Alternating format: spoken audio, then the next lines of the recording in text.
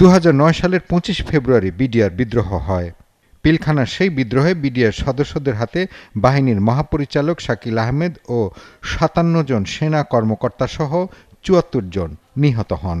পরে 50 জন রিমান্ডে শারীরিক নির্যাতনের কারণে মারা যায়। প্রায় 6000 সৈনিককে গণবিচারে আদালত দোষী সাব্যস্ত করে এবং বিদ্রোহ অংশ নেওয়ার জন্য জরিমানা সহ 4 মাস থেকে 7 বছর পর্যন্ত কারাদণ্ড দেয়।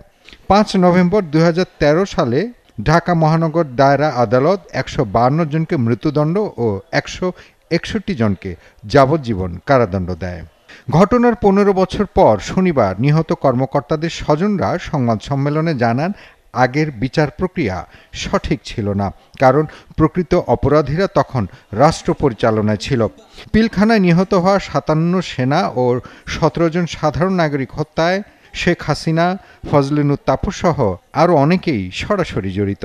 পৃথিবীর ইতিহাসে আমার মনে হয় না কোনো ইভেন্ট হয়েছে যেখানে একটা সিটিং প্রধানমন্ত্রী একটা বিদেশি রাষ্ট্রের সাথে ষড়যন্ত্র করে বাংলাদেশের রাজধানীর বুকে 57 সেনা অফিসার হত্যা করে। এই হত্যাকাণ্ডের সাথে জড়িত শেখ হাসিনা, ফজলে নূর তাপস, শেখ সেলিম আর তাদের অনেক লোক আছে যাদের সাথে কমপ্লিসিট। আমি ক্ষমা চেয়ে নিলাম, বলে দিলাম এটা সত্য। সংবাদ সম্মেলনে জানানো হয়, এই ট্র্যাজেডিকে পাঠ্যপুস্তকে অন্তর্ভুক্ত করতে হবে।